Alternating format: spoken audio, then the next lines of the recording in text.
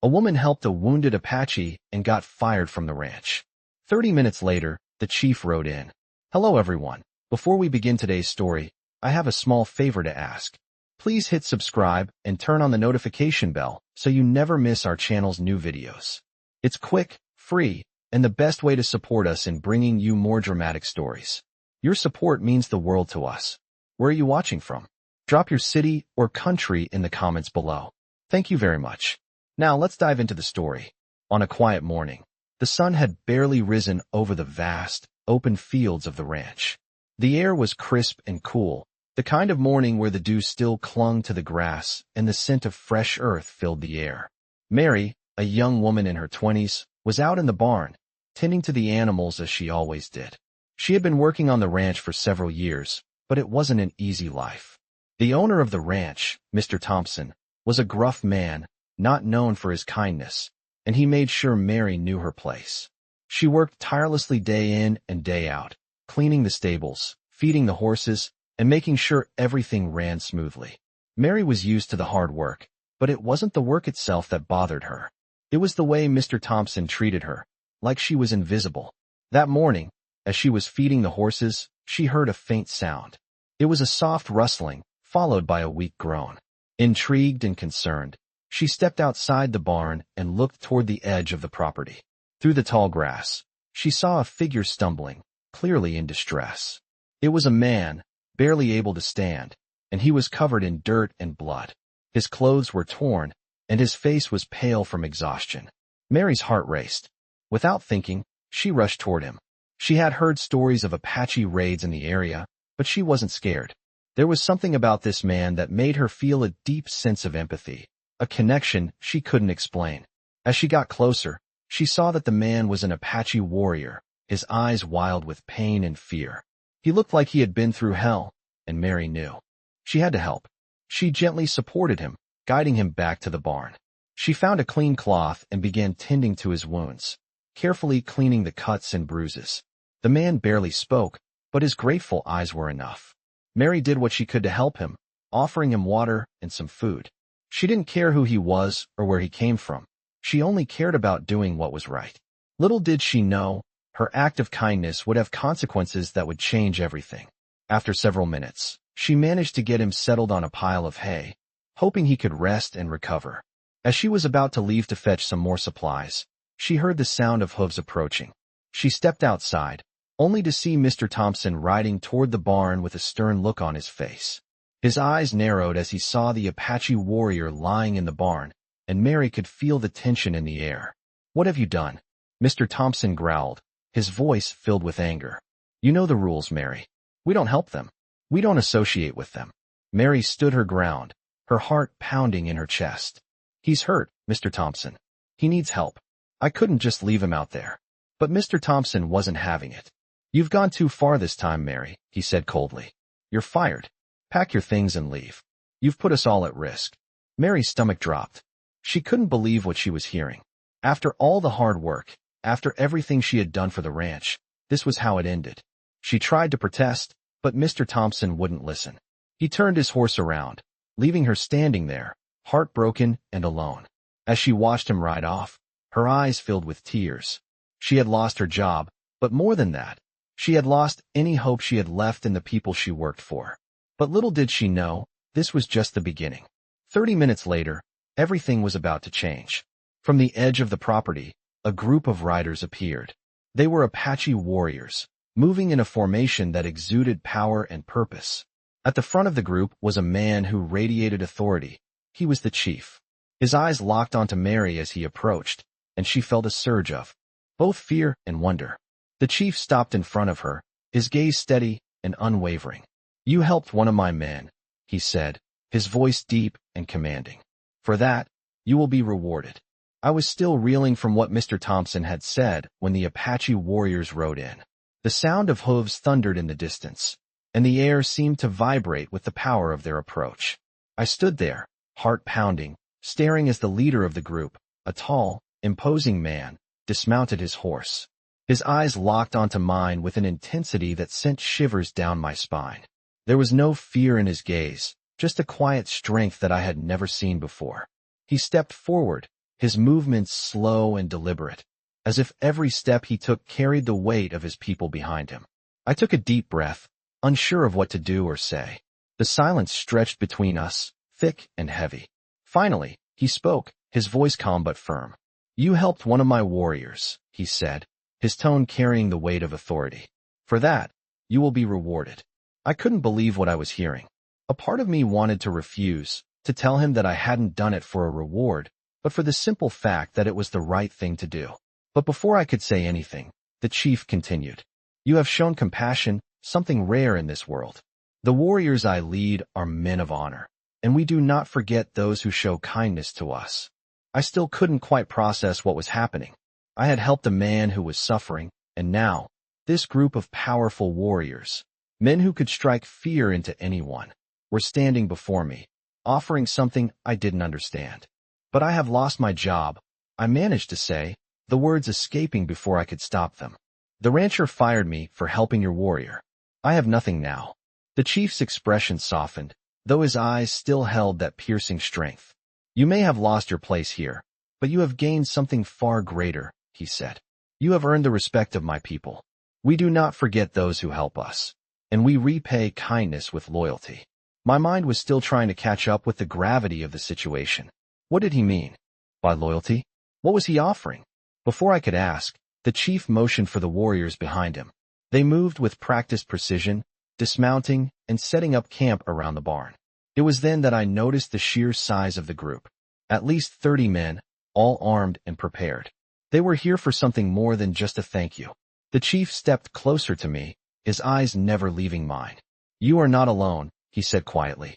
"I have heard of your courage, and I will not let you stand alone in this world. You will have a place among my people, and in return, we ask only one thing: your help in a fight that is coming." A chill ran down my spine. A fight? What kind of fight? I had been helping a wounded warrior, not preparing for war. But the chief's presence was commanding, and there was no mistaking the seriousness in his voice. The warriors around me moved with purpose, setting up their camp as if they had done it 1,000 times before. The horses were tethered, weapons secured, and the air was thick with the anticipation of something big. The chief watched as his men worked, then turned back to me. "You have helped one of my own," he repeated, his voice steady. "Now, you must help us protect what is ours." I was stunned. The weight of his words settled over me like a heavy cloak. What had I gotten myself into? I had simply helped a wounded man, and now I was being thrust into a world of conflict I didn't understand. The chief must have seen the uncertainty in my eyes because he placed a firm hand on my shoulder. "Do not fear," he said, his voice softening for the first time. "You will be safe with us. You have already shown your heart. Now it is time for us to show you ours." As I stood there, the reality of the situation began to sink in. I had gone from being a simple ranch worker, fired for helping a wounded warrior, to standing in the middle of a camp of Apache warriors, about to face something much larger than I had ever imagined. I had no choice but to follow this path now. The chief had spoken, and his words carried the weight of his people. There was no turning back. The winds of fate had changed, and now, I was part of something much bigger than myself. I woke up to the smell of campfire smoke, the soft crackling sound of the flames mixing with the distant calls of the morning birds. The camp had come alive with movement. Apache warriors were preparing for something, gathering supplies, and speaking in low tones. I could hear the horses being saddled, the rhythmic sound of hooves on the hard ground as the warriors readied their mounts. The chief was already awake, standing near the fire, his eyes scanning the horizon as if he were waiting for something or someone. The air was thick with anticipation. As I sat up, I realized that my life had taken a sharp turn. Just days ago, I had been working on a ranch, doing what I thought would be a lifetime of hard, quiet labor. Now, I was standing among Apache warriors, about to be pulled into a world of conflict and honor I had never imagined. I hadn't even had a chance to process the enormity of what was happening before the chief came over to me. His expression was stern, but there was something in his eyes that softened when he looked at me. "You have done more than just help one of my men," he said, his voice gravelly and deep. "You have shown the kind of spirit that we honor in our people. Today, you will ride with us." My heart raced. I had no idea what riding with them meant, but I knew it would be something far beyond what I had ever imagined. The chief handed me a horse, a beautiful, strong animal with a sleek black coat. It snorted as I approached, but I could tell it was well-trained, ready for anything. As I climbed onto the saddle, my legs trembling slightly, I realized I was about to embark on a journey that could change everything.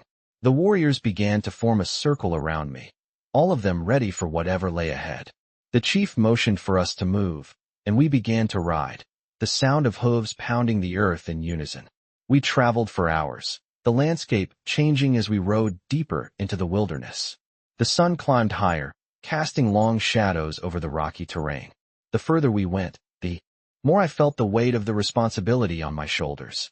These were not just warriors. They were men with a purpose, men who had fought and bled for their land, their people. I could see the pride in their eyes as we rode, and I couldn't help but feel a sense of awe and respect for them.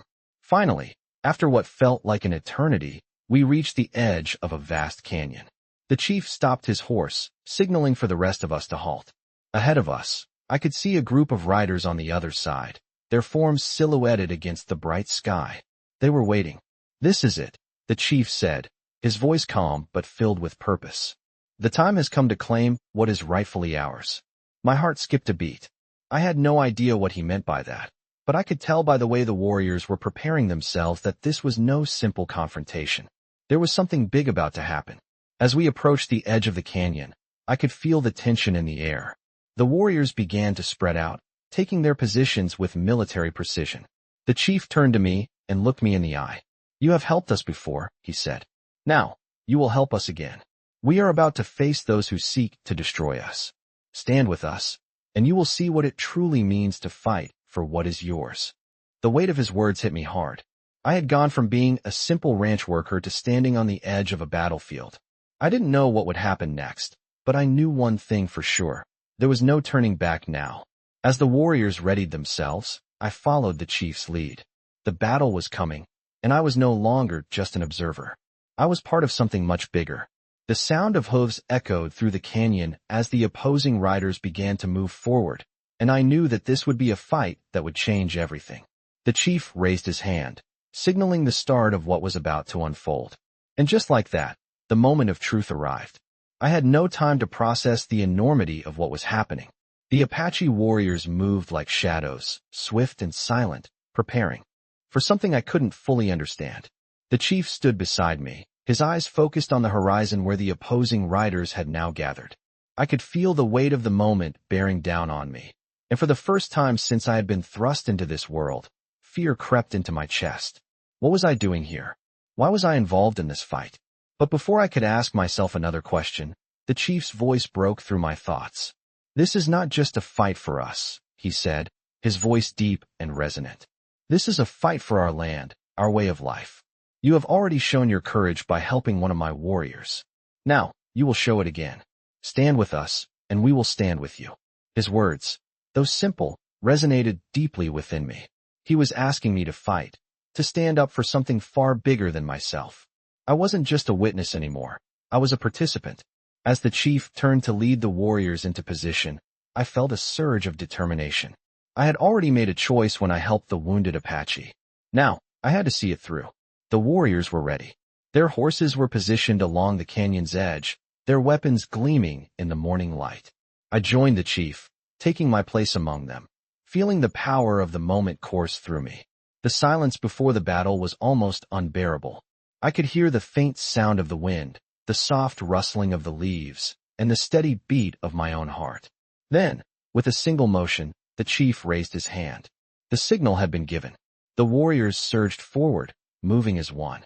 The sound of hooves pounding against the earth filled the air, and in that moment, everything seemed to slow down.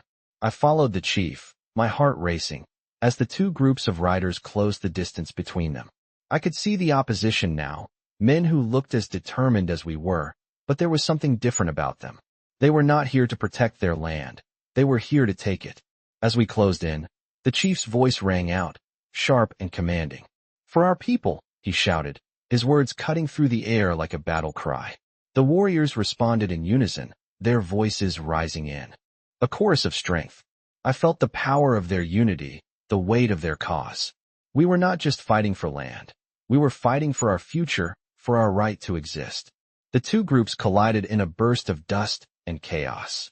The sound of metal clashing, horses neighing, and warriors shouting filled the air. It was a fight unlike anything I had ever experienced. I had been on the sidelines, watching others fight their battles, but now I was in the thick of it, feeling the adrenaline surge through my veins as I rode alongside the warriors. I knew I couldn't stand back anymore. I had to do something. I urged my horse forward, drawing the knife I had been given by the chief. I had no training, no experience, but in that moment, none of that mattered. I was fighting for something greater than myself. The battle raged on, and I found myself face to face with one of the enemy riders. His eyes were wild, filled with rage, and I could see the desperation in his movements. He raised his weapon, aiming for me, but I was faster. I moved to the side, dodging his strike, and with one swift motion, I slashed at his arm. The rider cried out, stumbling backward, and I seized the opportunity, knocking him off his horse. It wasn't much, but it was enough. The battle continued to unfold around me, a whirlwind of violence and determination. I fought alongside the warriors, my heart pounding in my chest, my body moving on instinct. It was a fight for survival, a fight for what was right. The tide began to turn in our favor. The enemy riders, though fierce, couldn't match the unity and strength of the Apache warriors. One by one, they began to fall back, retreating into the distance. The chief rode ahead, his presence commanding the battlefield, and the warriors followed, pushing the enemy further and further away. As the battle came to an end, the warriors stood victorious. The land was ours, and we had proven that we would fight for it, no matter the cost. The chief turned to me, his eyes filled with pride. "You have fought with us," he said, his voice steady. "And for that, you will always have a place among my people." The words hit me like a wave, and, for the first time, I felt like I truly belonged. I had been afraid, unsure of my place in this world, but now I knew. This was my fight too, and together, we had won. I had never imagined what victory would feel like, but as I stood with the Apache warriors, watching the retreating enemy, a sense of pride filled me that I had never experienced before. The sound of hooves and shouts faded into the distance, and all that remained was the quiet after the storm. The chief was still at the front of the warriors, his eyes scanning the field for any remaining threats. The battle had been hard, but we had won, and with that victory came a profound shift in the way I saw the world.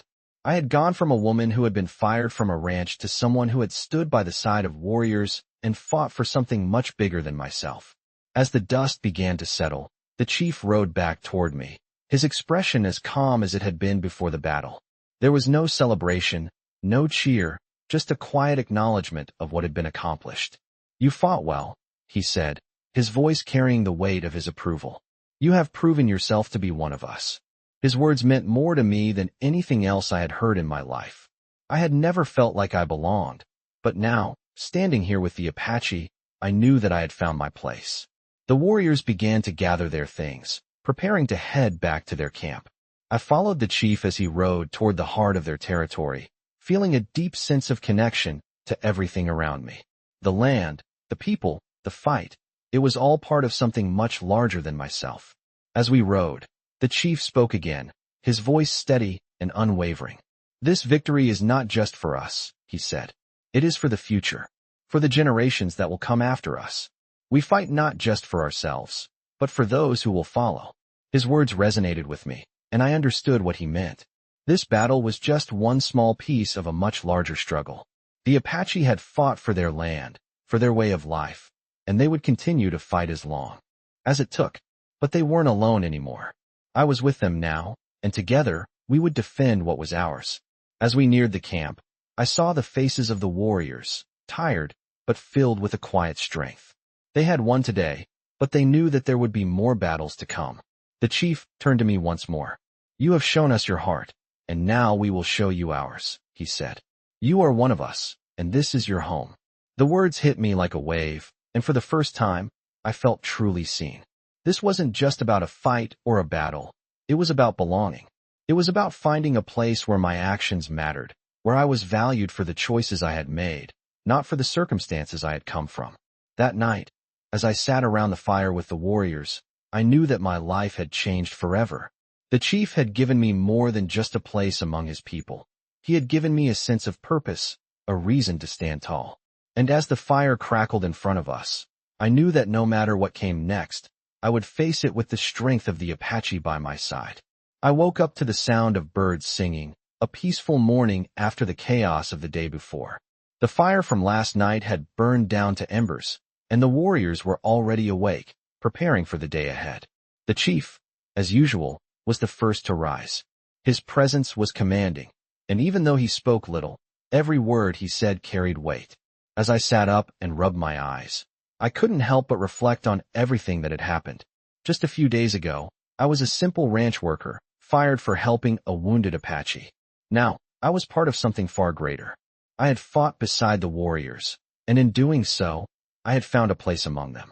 I looked around at the camp, the warriors moving about, each of them with a purpose. The landscape stretched out before us, vast and untamed, much like the people who lived on it. I was no longer just a bystander in their world. I had become part of it. The chief approached me, his eyes meeting mine with a quiet intensity. "Today, we go to the edge of our territory," he said, his voice steady and unwavering. "There are matters to attend to. You will come with us." I nodded, not fully understanding what was going to happen, but knowing that wherever the chief led, I would follow. As we mounted our horses and began to ride, I couldn't help but feel a sense of pride. This was my new reality. I was no longer just helping the Apache. I was standing with them, fighting beside them. The journey took us deep into the heart of the land, the terrain growing more rugged as we rode. The chief rode at the front, his horse moving effortlessly over the uneven ground. The warriors followed, moving in perfect formation, each one with a task to complete. I rode alongside them, trying my best to keep up, but feeling the weight of the journey in my bones.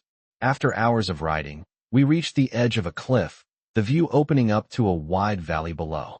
The chief stopped his horse and dismounted, signaling for the rest of us to do the same. He looked out over the land, his gaze sweeping across the valley as if he could see everything that had happened and everything that was to come. "This is where it begins," he said, his voice low but filled with purpose. "We must protect this land at all costs." I didn't fully understand what he meant, but there was a sense of urgency in his words, and I knew that whatever was coming next, it was important. The chief turned to me and the other warriors, his expression resolute. "The enemy is close," he said, his tone cold. "They think they can take what is ours. They are wrong." The warriors began to move with purpose, preparing for what I now realized was another battle. This wasn't just a fight for land, it was a fight for survival. I had been with the Apache for a short time, but already, I could see how much this land meant to them. It wasn't just a place to live, it was their home, their heritage, their future. And now, we were about to defend it. As we prepared for the upcoming battle, the chief turned to me once more. "Stay close," he said. "Do not stray from the warriors. You will fight alongside us today." My heart pounded in my chest. I had fought once, and now I was being asked to do it again. This time, however, there was no question in my mind. I was ready. The enemy was coming, and we would not let them take what was ours. As the warriors mounted their horses and formed ranks, I took a deep breath. This was what I had signed up for, what I had become part of. The battle was coming, and I would face it with the Apache by my side. The chief raised his hand, signaling for us to move forward. The warriors charged, their horses galloping toward the enemy. I followed, my heart racing, my mind focused. The battle that lay ahead would test us all, but we were ready. We had fought before, and now we would fight again, stronger than ever. This was our land, and we would defend it with everything we had. I had never seen a battle like this before. The air was thick with dust and tension as we charged toward the enemy. The thundering of hooves drowned out everything else. There was only the sound of warriors shouting and the rush of the wind against my face. My heart pounded in my chest as I tried to steady myself, but the adrenaline was too much. This was not like the skirmish we had fought days earlier. This was a full-fledged battle. The chief was at the forefront, his movements precise and commanding as he led the charge. The warriors followed, their battle cries echoing across the open plains. I rode alongside them, trying to keep up, my grip tight on the reins as I rode headlong into the fray. As we neared the enemy, I could see the fear in their eyes, but there was no turning back now. They had come for our land, and they would not take it without a fight. The first clash was brutal. The sound of swords meeting shields and the pounding of hooves created a cacophony that made my ears ring. I wasn't prepared for the violence of it all. The first enemy I faced was a rider, a man on horseback who swung his sword at me. I dodged instinctively, but my heart skipped a beat when his blade scraped across my arm. The pain was sharp, but I didn't have time to focus on it. The fight was too close, too real. I retaliated, striking with the knife I had been given by the chief. It wasn't much, but it was enough. The enemy rider stumbled, falling from his horse, and I pressed forward. The battle surged around me, a chaotic blur of motion. I couldn't keep track of who was who. There were warriors, enemies, horses, and dust everywhere. My heart was racing, my body moving on instinct as I fought to stay alive and protect what had become my home. The chief was still at the front, cutting through the enemy ranks with the power and precision of a seasoned warrior. I couldn't help but feel in awe of him. He was a force to be reckoned with, a leader who fought not just for his people, but for the future of the Apache. But as the battle raged on, I began to notice something that chilled me to my core. The enemy wasn't retreating. They weren't backing down. It was as if they had come here with one goal in mind, to take everything from us. And they were willing to die for it. As the battle wore on, it became clear that this wasn't going to be an easy fight. The enemy had numbers, and they were fighting with desperation. But we had something they didn't: unity. The Apache warriors fought with everything they had, their strength and determination unyielding. Slowly, we began to push the enemy back. I fought alongside them, my body aching from the exertion, my breath coming in ragged gasps. But I didn't stop. We couldn't stop. Finally, after what felt like hours, the enemy began to retreat. It wasn't a complete victory, not yet, but it was a step forward. The chief signaled for the warriors to pull back, and we regrouped, watching as the last of the enemy riders disappeared into the distance. My heart was still racing, and my arm throbbed with pain, but I felt a sense of relief wash over me. We had survived. The chief turned to face us, his expression as calm and composed as always. "Well done," he said, his voice steady and filled with approval. "You have fought like one of us. Today, we have protected our land, but there will be more to come. We are not finished yet." His words rang in my ears. We had won the battle, but the war was far from over. The enemy would come again, and when they did, we would be ready. I looked around at the warriors, all of them breathing heavily, their faces marked with the grime and blood of battle. We had stood together, fought together, and now we would rebuild together.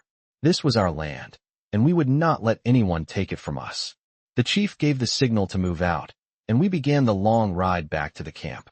I couldn't help but feel a sense of pride, not just for the victory, but for the unity and strength of the Apache people. I had fought beside them, and in doing so, I had become one of them. As the sun began to set behind us, casting a warm glow over the land, I knew that this was just the beginning. There would be more battles, more struggles, but we would face them together. And together, we would win. I had never known what it meant to truly be part of something bigger than myself until now. The days after the battle were filled with quiet reflection and a sense of change that I couldn't quite put into words. The warriors, though exhausted from the fight, moved with a quiet pride in their steps, and the chief remained as stoic as ever. But as the days passed, I began to see more of who they were beyond the warriors I had fought beside. I had been living among them for a while now, but it wasn't until the aftermath of the battle that I fully understood the depth of their connection to each other and to the land they fought to protect. Each warrior had a purpose, a role within the tribe, and it was more than just fighting. It was about preserving the Apache way of life, about ensuring that their people would continue to survive and thrive. The chief, as always, led with a calm authority, guiding his people with wisdom that came not just from his position, but from the strength of his heart. I had fought beside him, but it was in these quieter moments that I began to truly see him for who he was. More than a warrior, more than a leader. He was a protector, a man who carried the weight of his people on his shoulders. One evening, as we gathered around the fire, the chief turned to me with a look of quiet consideration. "You have shown us that you are one of us," he said, his voice steady but filled with something deeper. "You have fought for us, and now you will help us build our future." His words struck a chord within me, and I realized that this was more than just about surviving the battle. It was about rebuilding, about taking the steps necessary to ensure that the Apache people would have a future. I had already chosen my path when I helped the wounded Apache warrior, but now the chief was asking me to walk that path further, to help them rebuild and secure the future of their people. "What can I do?" I asked, not fully knowing what he had in mind. The chief paused, his gaze steady and unwavering. "There are many things we must do," he said. "But it starts with this: we must unite our people. We must make sure that every Apache, young and old, understands the importance of what we are fighting for." His words resonated deeply within me, and for the first time, I saw the larger picture. It wasn't just about land. It was about preserving a way of life, a culture, a future. We had fought for this, but now we had to ensure that our children and their children would live to see it continue. The chief asked me to help in a way that I had never imagined. He asked me to go out to the other tribes, to speak with the elders, and to bring their people together. It wasn't an easy task. The Apache were a proud people, each tribe with their own customs and beliefs, and uniting them was no small feat, but the chief believed that we could do it. He believed that if we worked together, we could create something stronger than we had before. So I set out. I traveled to distant lands, meeting with tribal leaders, listening to their concerns, and speaking of the unity that the chief had envisioned. It was a difficult and often frustrating journey. Many of the tribes were reluctant to trust a stranger, especially one who had only recently joined their people. But slowly, over time, I gained their trust. I spoke of the chief's vision, of the battles we had fought and won, and of the future that we could create if we stood together. There were setbacks, of course. Some of the tribes were hesitant to join, fearing that we might be sacrificing too much of their individuality in the name of unity. But after much discussion, we began to see that the strength of each tribe could be preserved while still working together toward a common goal. Finally, after months of travel, I returned to the chief with the news. The tribes had agreed to unite. They understood now that this wasn't about losing their identity. It was about strengthening the Apache people as a whole. The chief was pleased, but he knew that the hard work was just beginning. Uniting the tribes was only the first step. Now, we had to build something lasting, something that would survive for generations to come. It wasn't going to be easy, but we were ready. The Apache people had always been fighters. And now, we were fighting for our future. The weeks that followed were filled with more than just work. They were filled with hope. The unity of the tribes was a fragile thing, and it took time to build trust between the different groups. But we were determined. We knew what was at stake. As I stood alongside the chief, watching the tribes come together, I could see how much this meant to him. The chief had spent his life protecting his people, but now, he was leading them into a new era. We were building something bigger than any one of us. The warriors, who had fought side by side in the heat of battle, now sat around the campfire, exchanging stories, sharing wisdom, and learning from each other. The younger generation, who had not known the hardships of war, were learning the ways of the Apache, their connection to the land, and the strength that came from unity. Every day brought us closer to the future we had fought for, a future where the Apache people would not just survive, but thrive. It was a dream that seemed impossible a few short months ago, but now, it was becoming a reality. The chief's leadership had united us, and now it was up to all of us to carry that vision forward. As we moved forward with our plans, we also faced challenges. Not all the tribes were as willing to embrace change as others. Some feared losing their identity, their customs, or their autonomy. But the chief, with his wisdom and patience, spoke to them. He reminded them that our strength lay in our diversity, and that by working together, we could preserve what made each tribe unique while creating a unified force that could protect our way of life for generations to come. Slowly, the resistance faded. The chief's words, powerful and filled with conviction, had a way of cutting through fear and doubt. It was clear that we were stronger together. As the tribes began to unite, we worked to build a network of support that would help us in times of need. We established councils where elders from each tribe could come together and discuss issues, where young warriors could learn the art of leadership, and where the community could gather to share knowledge and resources. It was a new beginning for the Apache, one that we had fought for and now had to protect. It wasn't easy. There were still threats from outside forces, those who would see our unity as a challenge to their power. But the Apache were a resilient people, and we had learned that by standing together, we could overcome any obstacle. The chief never wavered in his belief that our future was bright. His faith in the Apache people, in our strength and our ability to adapt, was unwavering. And as the days turned into months, I began to understand what it truly meant to be part of something larger than myself. I had come to the Apache as an outsider, a woman who had lost her job and her place in the world. But now, I was not just a participant in their struggle, I was part of their future. The fire that burned in the hearts of the warriors, the sense of pride and purpose that filled the air, was something I had come to share. And it was a fire that would never go out. One day, as I stood beside the chief and watched the sun set over the land we had fought to protect, I realized that this was not the end of our story. It was just the beginning. The future of the Apache was bright, and with unity, we would continue to fight for our land, our people, and our way of life. The journey had been long and hard, but we had come through it stronger than ever. Together, we would ensure that the Apache would never be forgotten. And as I looked at the chief, who had led us through so much, I knew that his vision had become our reality. The Apache were united, and nothing could stand in our way.